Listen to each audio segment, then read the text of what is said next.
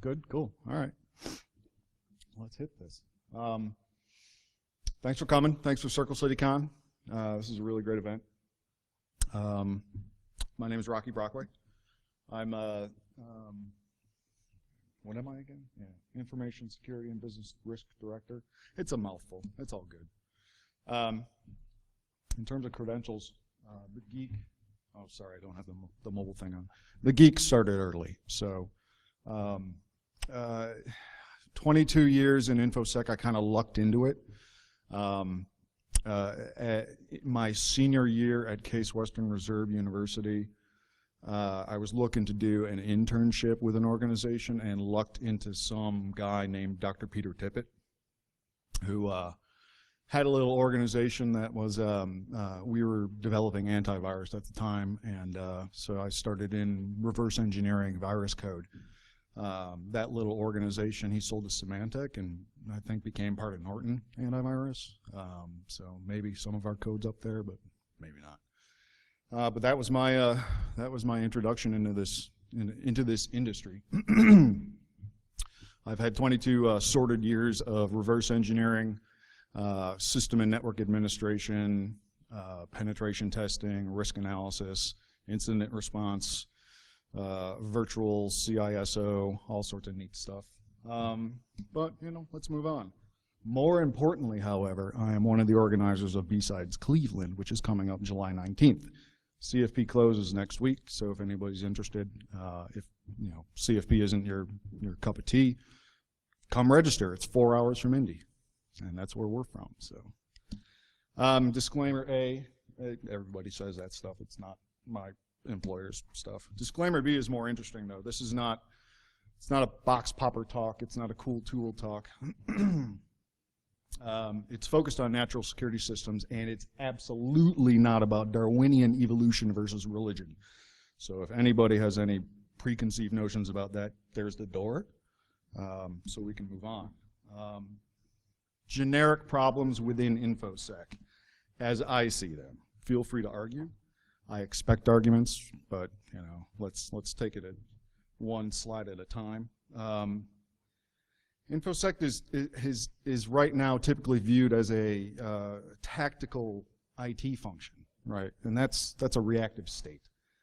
It really, for all intents and purposes, and sorry, I hate that term. I just said that. That came out of my mouth. InfoSec really needs to be viewed as a function of the business, right? Not a reactionary IT kind of function. So, we need to get better at measuring what we do relative to the business metrics. That's kind of the biggest problem that information security has right now. It's viewed as firewalls and IPSs and all your blinky lights that's great, and they do awesome jobs at specific functional things, but for the most part that's infrastructure, and business doesn't really need to know about the infrastructure. Here's a set of business goals. We also want to understand metrics around those business goals, and security needs to be kind of intertwined in that, and that's really, in my opinion, the generic problems with InfoSec. The role of InfoSec really is to prevent the loss of business critical data. There are problems with that, and I'll get to that in a second. But the second here, and these next two really, I think, are the most important. Promoting innovation and allowing the business to take risk. In other words, we're trying to understand the risks to the organization in order to allow the business to take risk, if that makes sense. I'm sure it does, that type of crowd. But, without being able to take risk, organizations can't innovate, and without innovation, what are we doing? We're not progressing, we're not developing, inventing things and whatnot. And at the bottom, at the end of the day, the role is to protect the brand of the business. So there are problems inherently with those. And first of all, how many people, show of hands, this is IT calisthenics, right?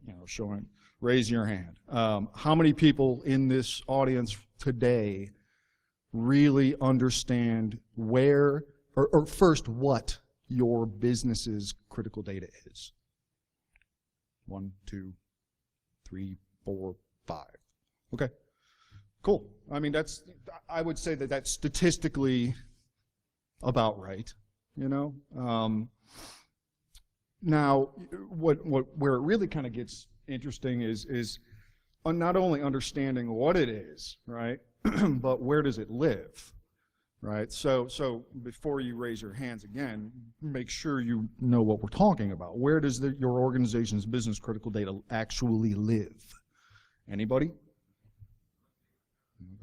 Roughly, okay. So that poses one of the biggest problems, for organizations, and the threat landscape is advancing at a ridiculous pace. Most people in our industry will say that we're probably a couple of years behind the incentivized, organized crime and or nation state levels of malware. I mean, we're dealing with organizations that have 7-figure R&D budgets for malware. And guess why? It's a business. They're making a lot of money off of it. We're in the wrong business. But the last point here, really from an InfoSec problem point of view, is who else might find value in your organization's business critical data? Do we have any level of adversary analysis around that? There's a number of concepts about dealing with the InfoSec problem in terms of adversary ROI, right? Can we develop these systems that will effectively lower the return on investment for somebody who wants to get your stuff, right? Time-based security is another great, kind of example of that, being able to, reduce the amount of time it takes to detect and react to a potential breach, and thereby lowering the ROI for somebody who wants to get it. If we can make it such that there isn't a return on investment, that's kind of good, right? You're no longer considered low-hanging fruit. They'll move on. You're not profitable. So here's the standard FUD slide. There's a lot of shit that's bad, right? What are our organizational reactions, right? The organizational reactions to a lot of, a certain degree is buying more things that are very blinky and have, these functional definitions that it will prevent the latest and greatest blah, blah, blah. Okay, that's, that it doesn't work. And there's a big, there's, let me just get to the, oh, yeah, right. So, and legislation, right, legislation. If you get to the point where, and we've seen this, we're seeing it, we're going to continue seeing it, but if you get to the point where you have to try to legislate your problems, you've completely missed what is wrong in the first place, right? So we have all of this kind of like stuff going on in our InfoSec world that is related to our businesses, and it's all kind of wrong. So what is this talk really kind of attempting to solve? Well, let's start with the fact that our InfoSec and IT spend is increasing at almost the same rate as our breaches. So if we're spending more and more money on all of this stuff that's intended to protect our business critical data, but the breaches keep going up, where are we going wrong here, right? So I mean,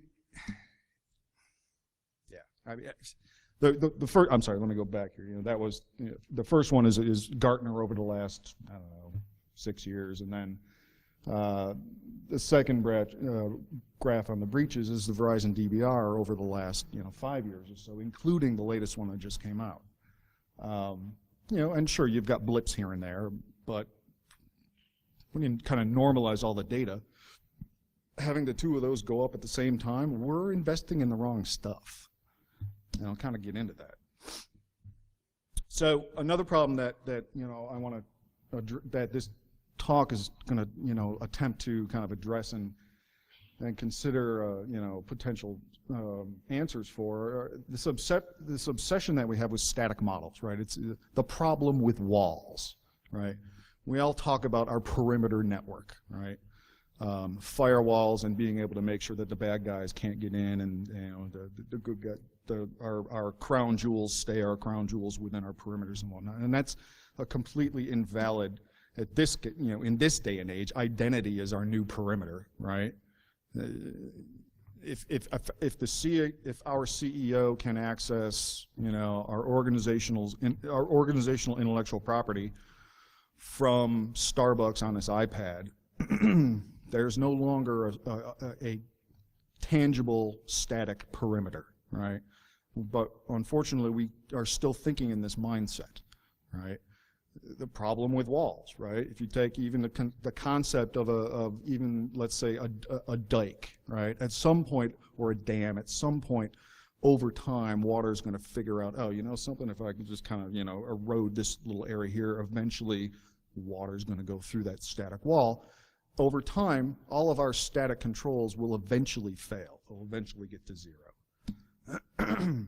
Organizational entropy is another issue here. So this is actually one of my favorite terms. Organizational entropy is the natural result of assuming you're smarter than your adversaries. And boy, is that just an institutional flaw within most of our verticals. It's a very elegant kind of way to put it, but I mean, the bottom line is, our businesses, especially in the United States, where the economic power that we kind of wield across the rest of the planet, there's almost not instinctual, but it kind of goes hand in hand with, well, since we're so good at what we do and all of our industries are very powerful and whatnot, therefore we must be smarter than everybody else, or everybody should conform to the way we do things. And so it's just this almost institutional way of thinking within a lot of our business verticals, and that's just a dangerous place to be. And then finally, there's an unnatural state within our business organizations, right? I like to call it business as usual. So there's a problem with this business as usual mentality where, okay, sure, maybe our board is seeing profits, or we're returning dividends on our stocks, but because we're in that kind of state, we're not taking chances, or we're not learning, we're not getting outside of our comfort zone. And it's that not getting outside of our comfort zone that is one of the systemic issues that I find this talk really is going to hopefully maybe get outside of the box a little bit, right?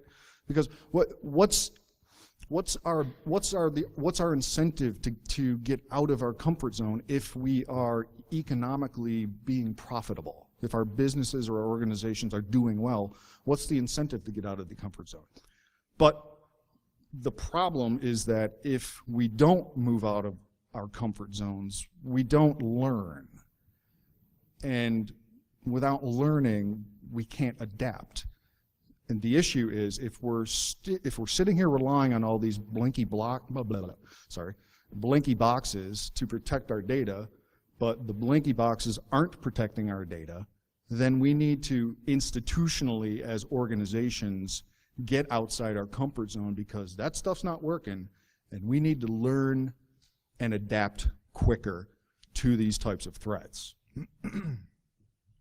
So these are the problems that this talk is attempting to solve is not really the best word here, but let's have this conversation, and by all means, call me if I'm out of my mind, but I want to kind of think about these problems in maybe a different way, and hopefully that kind of multiplies to you and other people, and that's really where this whole concept of adaptation, natural adaptation, is kind of coming from. So this issue, right?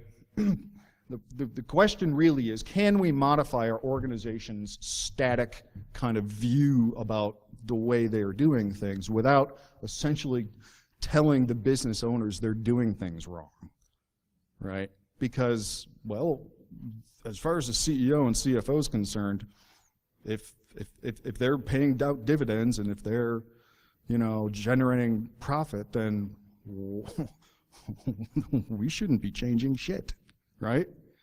So the question is, can we modify our organization's static, reactionary kind of, outlooks without stepping on those toes? And I posit that we can, absolutely.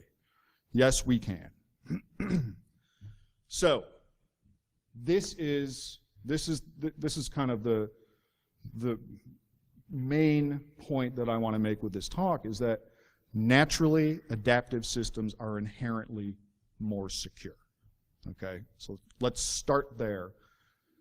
With having said that, I want to absolutely share some of the stuff that, these are a lot of my influences, and I strongly encourage, take a picture or write some of these down. Learning from the Octopus, which was written by a biologist about how natural, a lot of this isn't this talk is really about me more like trying to, sound smarter than I am, but a lot of these concepts that I'm going to talk about and relate to the information security, area or industry comes from a lot of these three books.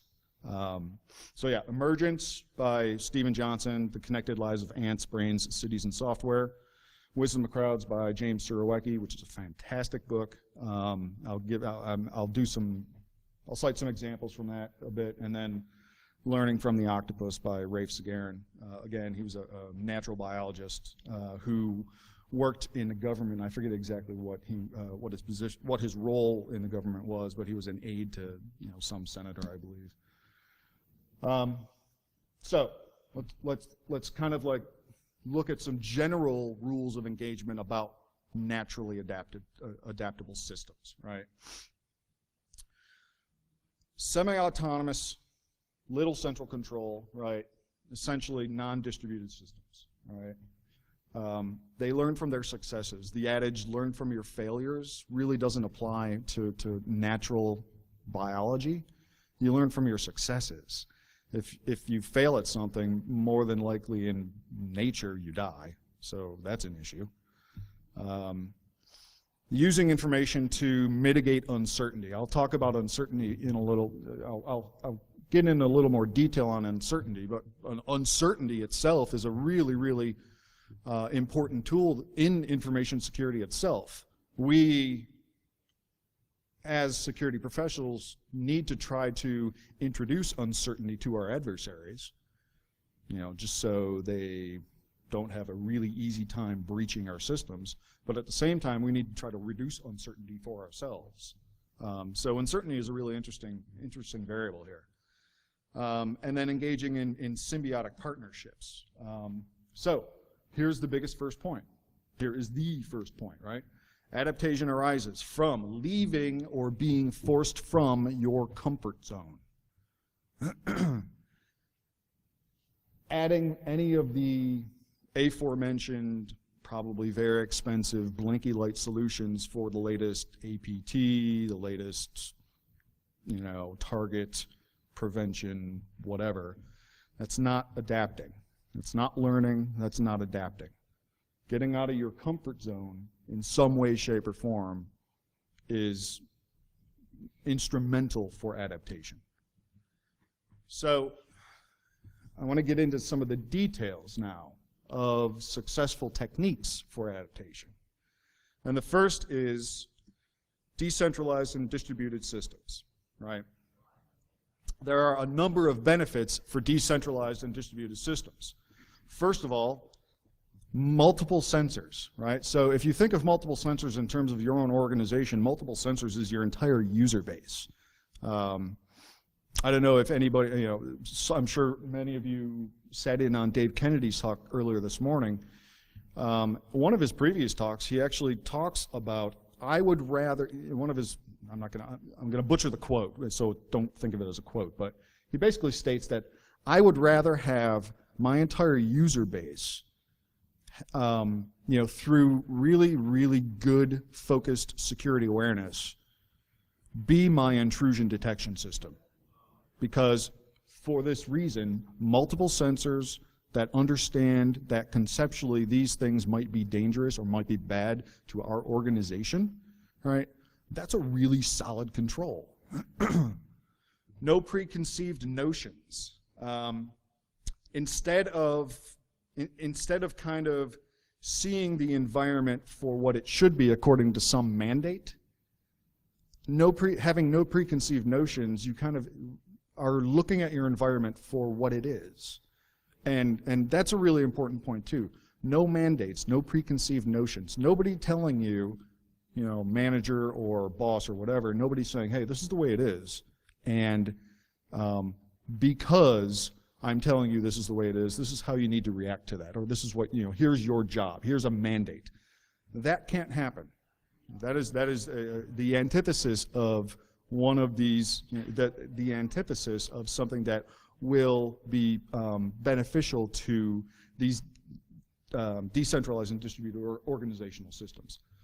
Specialized tasks as well, and obviously everybody in any version of IT understands the importance of redundancy, right? The second detail here in terms of successful adaptation techniques is the really important second point to this talk, which is the requirement of a challenge, okay? So when I kind of mentioned, mandates are bad and whatnot, being able to take a look at, anything that's within your sphere of influence, and instead of saying you need to configure this firewall, presenting them with some type of challenge. Maybe the firewall doesn't even need to be there. Why do we have a firewall, right? Here's a challenge. Here's a challenge for this group. Go figure out the best solution. Now this kind of ties back into why the book Wisdom of Crowds is one of these inspirational areas for this talk, because when you begin to have this notion of presenting challenges for the people that either work for you or you're looking to have something done, they begin to talk. That's really important. Communication is really important within groups, right? And group communication then almost always begins to say, well, yeah, here's an option A, option B, option C, and then somebody's going to say, well, yeah, but option B is bad because of this. Well, wait a minute. So that's immediately that challenge is, and I'll hit this in a second, but that challenge then spurs competition. And competition will lead to group communication and this wisdom of crowds mentality where eventually that group by communicating this way is going to find the best answer. I'll give you an example in a second, but some examples of this type of challenge, right? Finding food and shelter, finding a lost submarine, nuclear submarine. Does anybody know what the USS Scorpion is? Raise your hand, anybody? So, do you recall?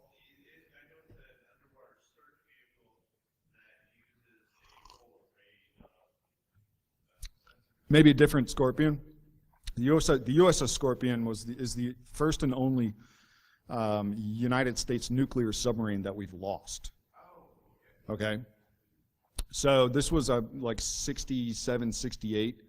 Surowiecki kind of he uses this as an example in Wisdom of Crowds. What happened was, all of a sudden in the middle of the Atlantic, this nuclear submarine, the Scorpion, was gone, right?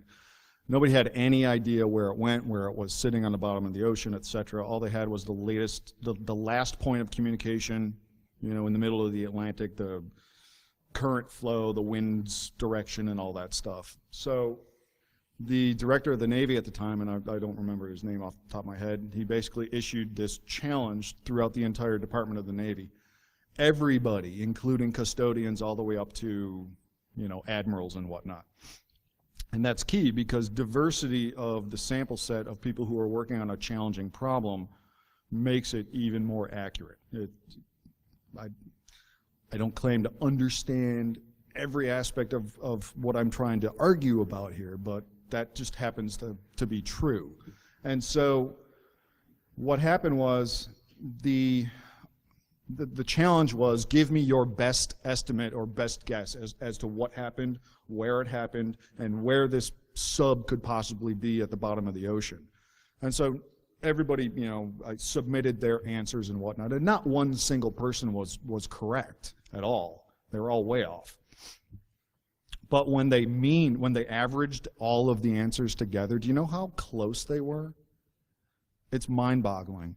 The mean sum of all of the answers to everybody who submitted an answer, 224 yards away from the actual location of this sub once they found it. That blows my mind. But that's kind of what I'm talking about, right?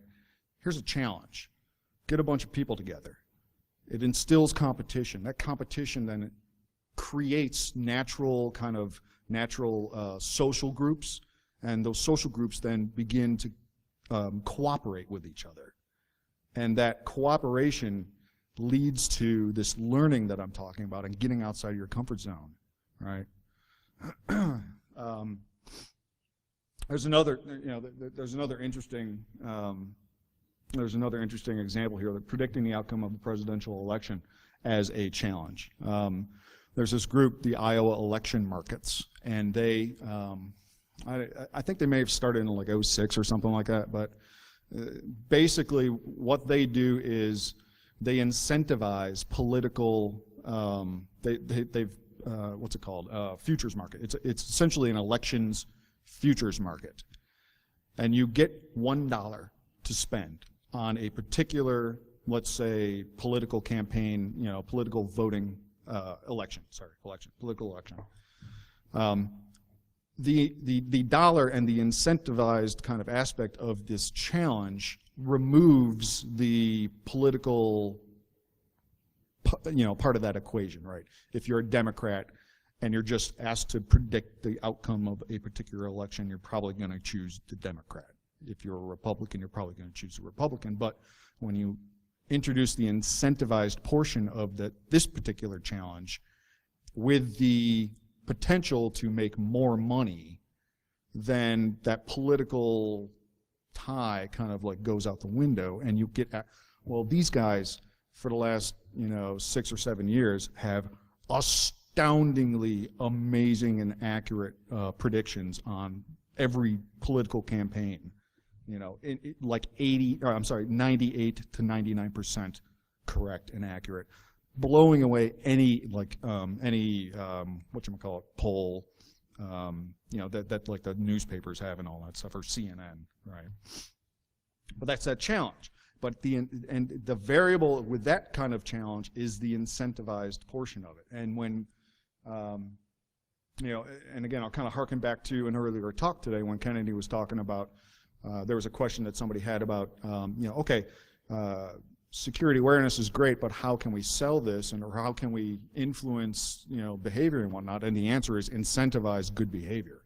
Incentivizing good behavior goes just an amazingly long way towards, people wanting to actually do something good that then positively affects the organization.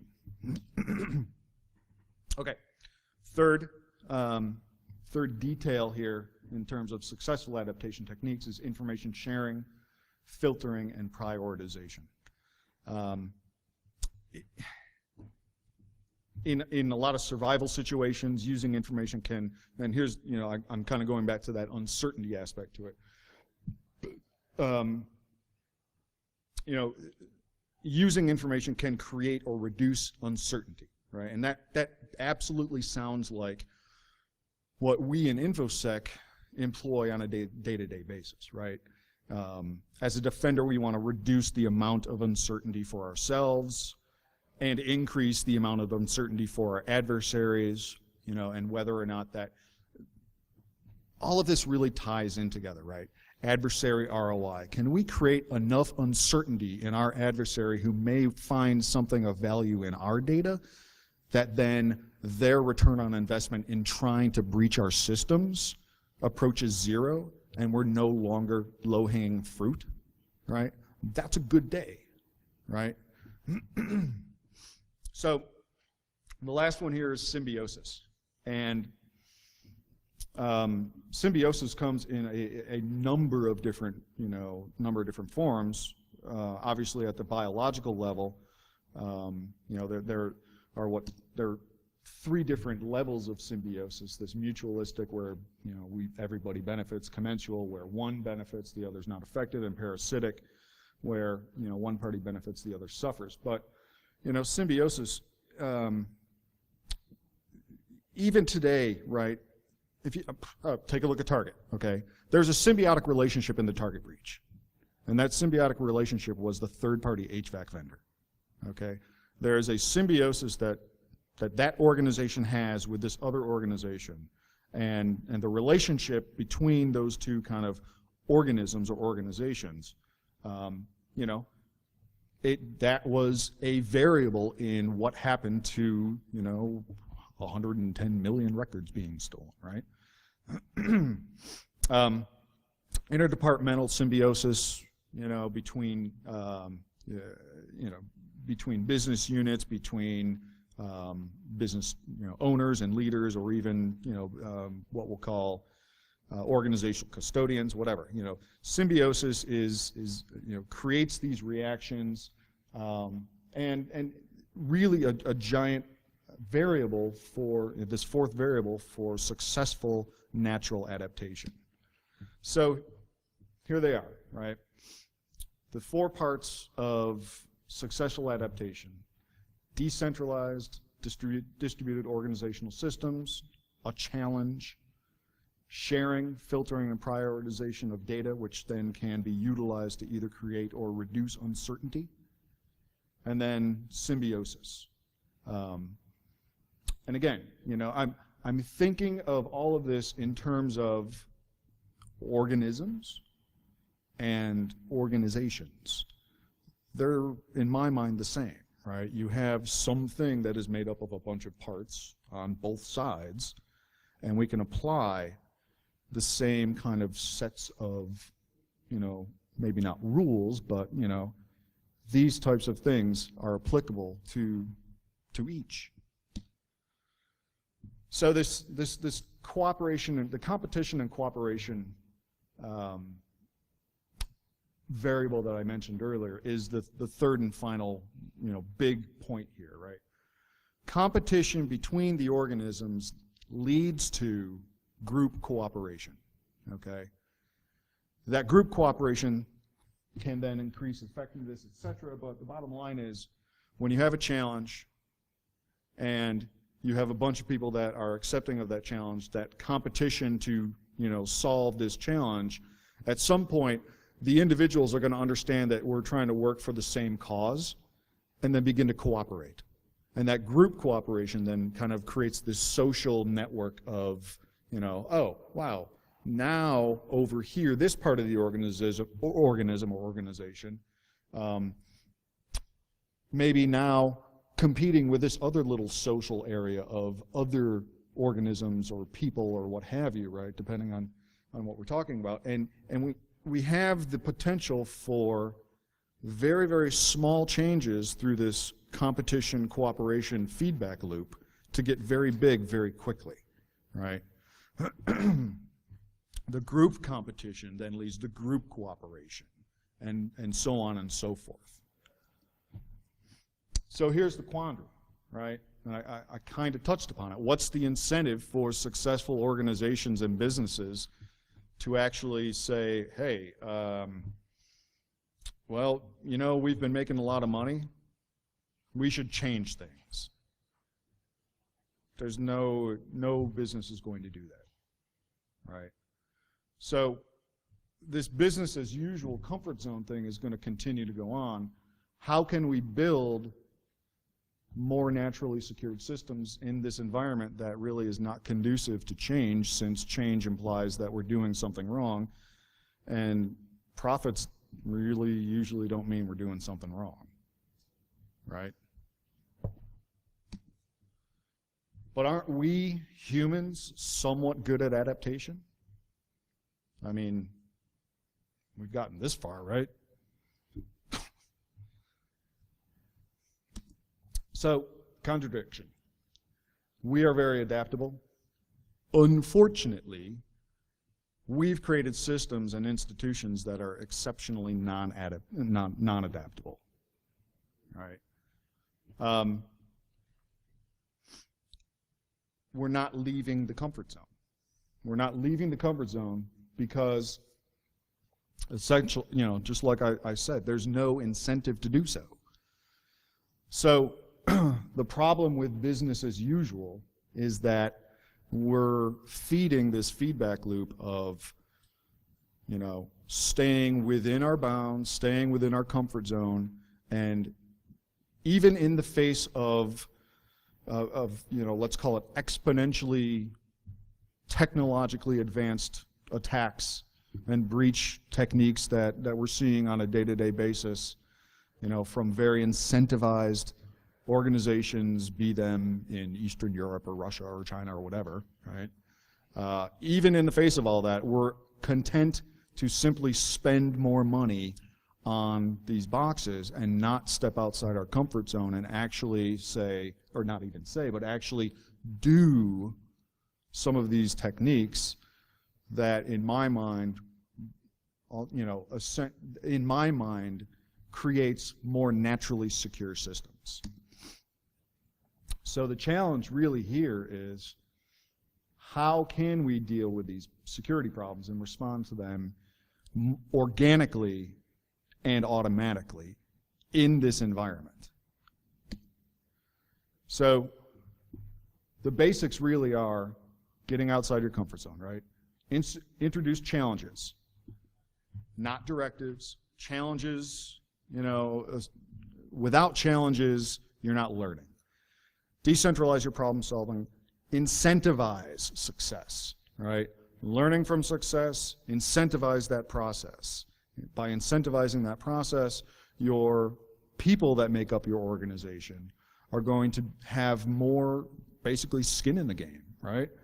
A really good security awareness technique that I've seen successfully kind of deployed within larger organizations recently is, instead of saying, hey, your passwords are, need to be, uppercase, lowercase, blah, blah, blah, basically tell them how to protect their own personal finances, right? So if you kind of make it in terms of their, something close to home, that kind of behavioral change then kind of spills over into the business world, right? And I've seen it done very, very successfully. Now, once in the business world, absolutely incentivize good behavior, right? I told a quick story earlier to some other people that one of the organizations that I consult with, they had a physical social engineering attempt at one of their gatehouses on one of their lab facilities. And so somebody came up and said, hey, knock on the window, and the guard opened the window and said, hey, I'm interested in applying for a job here. Please take my thumb drive. It's got my resume on it. Just put it on your computer. And the guard, did everything right. Said, no, I'm not doing that. And all of this was on film. Everything was caught on camera. And in doing so, in doing everything right, that was definitely a really good thing for the organization. The organization then had on the, for a good week on their main internal intranet portal, a big article about this guy, with the link to the video of him totally doing everything right, and gave him like a $250 Amazon gift card. That's how you do it. Promote learning, promote competition, promote cooperation, and all this stuff. Okay, so we'll do a little more IT calisthenics. Everybody raised their hand. Oh, okay. See? Don't you feel better? All right, so who here thinks that everything that I've said is completely irrational and would not work within your organization? Raise your hand. Really? That's fantastic. I'm really happy to see that. I usually get everybody saying, what are you talking about? We can't do this. All right, well then forget the next one, you know. Here's the bottom line, right? Here's my challenge to you. This is the challenge of natural security systems, right? Your homework, right? Please try introducing these concepts to, you know, anybody within your sphere of influence. If you're some team manager, or if you're, you know, if you're running a red team, or if you're in charge of you know, monitoring or whatever, you know, please take it, you know, think about introducing these concepts. The challenge, you know, challenge then leads to competition. Competition leads to cooperation. The cooperation leads to this, like, you know, group mentality, this social media type mentality, social structures, and it then adds upon it. This social group over here then will begin competing with this social group until they realize that, hey, guess what? We have the same goal. Let's cooperate, and it gets bigger and bigger and bigger. We have the ability, in my opinion, in taking a look at information security from this perspective, we have the ability to, first of all, naturally be more secure, because that's how nature does it. And organisms or our organizations are made up of small things like all of us within our own individual organizations, just like organisms.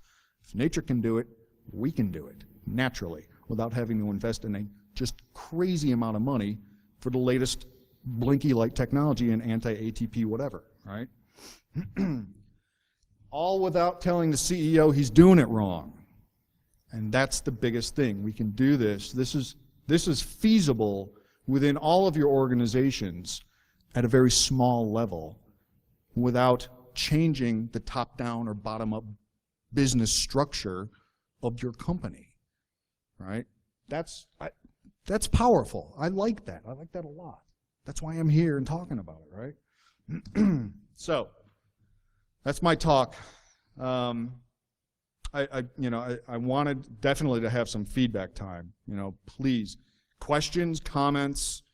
Am I out of my mind? Feel free. Throw it at me. Yes.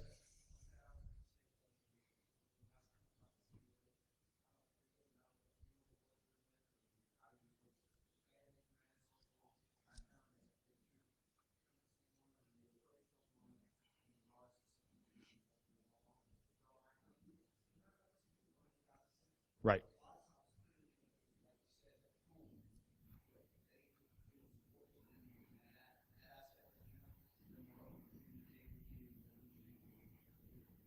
Absolutely.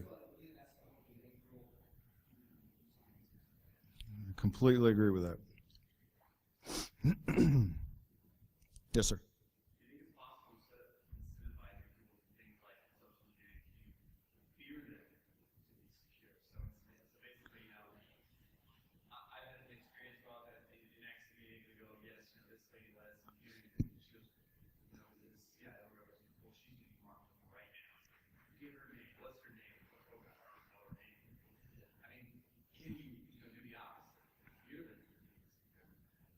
Sure. No, you absolutely can fear people to do whatever, right? You know, is that a long-term, like, you know, adaptation technique?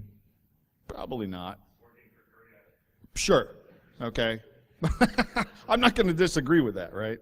But you know, on a long-term adaptation perspective, you know, probably not. I mean, but there's something to be said about fear, right? And fear is incentivizing in itself, or can be, right? Not always. But, you know, we all talk about, I even talked about, you know, fear, uncertainty, and doubt, right? The FUD factor.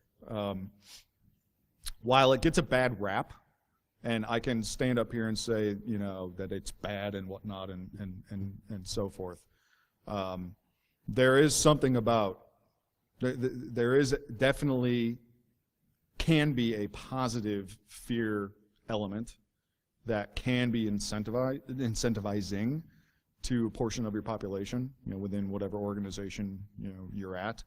But it's like catching the tiger by the tail, right? It's something that could spiral out of control really quickly. So I would say that while I wouldn't say it's part of a natural adaptation technique, I would agree that it can be utilized very carefully. Just watch it, Yes, ma'am.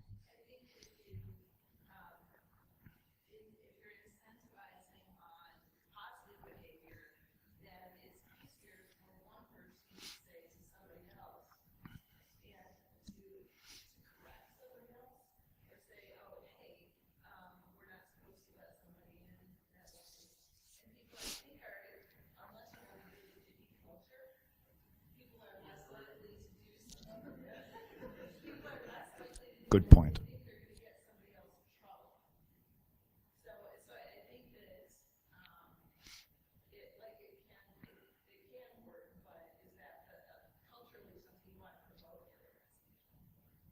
Yeah, that's a great point. Yes, sir. I really like the idea of your talk, incentivizing. The thing that I thought of immediately was like the idea of gaming, or like making a game on to your employees of finding a phishing email or identifying. Sure. Yeah.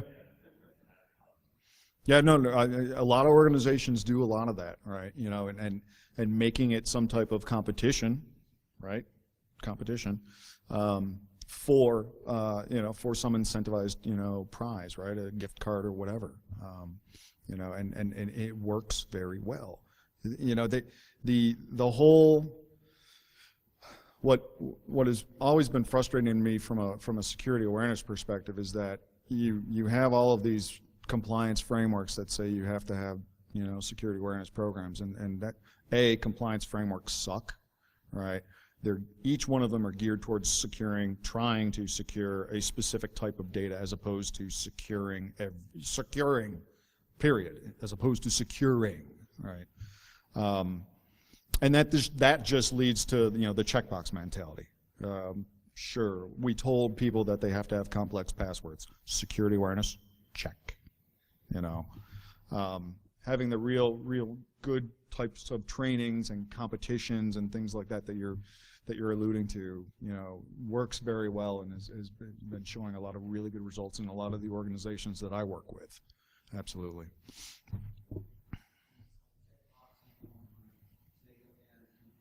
Mm-hmm. Right. Yeah. I mean, all that stuff is, again, it's that business as usual mentality, not getting outside of your comfort zone, and if you stay there, you're not going to be able to learn, you're not going to be able to adapt, and again, naturally adapting like this, I really feel is we can collectively make our organizations more secure by kind of adapting, utilizing these types of techniques. Anybody else? Questions, comments? B-Sides Cleveland, July 19th. All right, everybody. I appreciate you coming out, and thank you very much.